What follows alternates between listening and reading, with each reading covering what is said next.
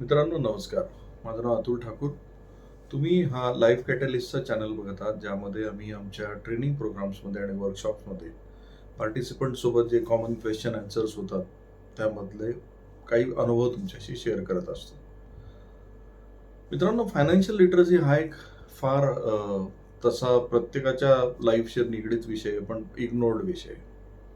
एक common mistakes बरेचसे जण ही करतात की त्यांना कर्जाची प्रायोरिटी, कर्ज परतफेडीची प्रायोरिटी ठरवता येत नाही. आता उदाहरणार्थ आपण बऱ्याचशा गोष्टींसाठी कर्ज घेतो. म्हणजे कॉमन जर एक व्यक्तीचं कर्जाचं हे पाहिलं तर तो एक होम लोन घेतो, एखादं व्हेकल लोन असतं, क्रेडिट कार्डवर त्याच्या पैसे असतात आणि काही बाकीच्या व्हेकल्स वगैरेच्या लोन घेतलेले असतात. मग त्याला अचानक कधीतरी पैसे मिळतात आणि त्याला प्रायोरिटी ठरवता येत नाही की नेमके माझे पैसे कुठले परत करावे. मित्रांनो, 99% जी लोक मिस्टेक करतात ती ही आहे की ते त्यांच्याकडे आलेला बल्क मधला पैसा ते पहिल्यांदा घर माझं नील झालं पाहिजे, माझ्या घरावरचं कर्ज सगळं फिटलं पाहिजे आणि घर एकदा माझ्या नावावर झालं पाहिजे, या विचाराने पहिले होम लोन नील करायचा विचार करतात आणि घरूनही त्यांना त्याच्यावरच सगळ्यात जास्त प्रेशराईज केलं जातं की आपल्या नावावर घर झालं पाहिजे, पहिले घराच्या हप्त्यातून मोकळं होऊन जा. पण मित्रांनो, एक गोष्ट लक्षात घ्या, कर्ज परत फेडीसाठी किंवा कर्ज फोरक्लोज करायचं असेल तर क्रायटेरिया हा त्याच्यावर किती व्याज आकारलं जातं हा आहे, अमाऊंट नाही आहे.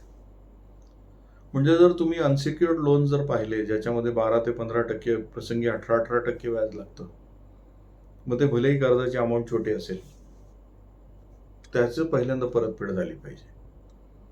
मग तुम्ही होम लोन सारखे कर्ज जे 8 ते 10% मिळतात आणि इतक्या कमी अमाऊंट रेट ऑफ इंटरेस्टवर जे कर्ज मिळालेलं असतं ते इझिली आपल्याला परतफेड करावं असं वाटतं, ही दुर्दैवाची गोष्ट आहे मित्रांनो.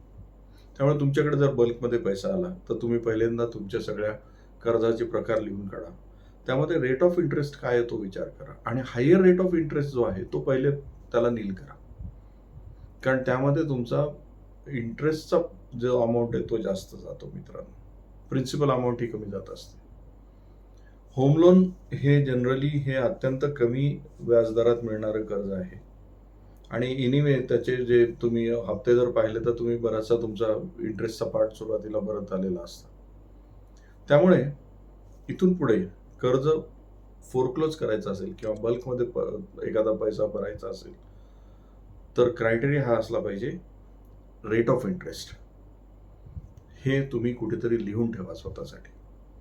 मित्रांनो, आपण अशाच छोट्या छोट्या टिप्समधून पण एकमेकाला भेटत राहूया. हा व्हिडिओ आवडला तर लाईक करा, शेअर करा आणि या चॅनलला सबस्क्राईब करायला विसरू नका. नमस्कार.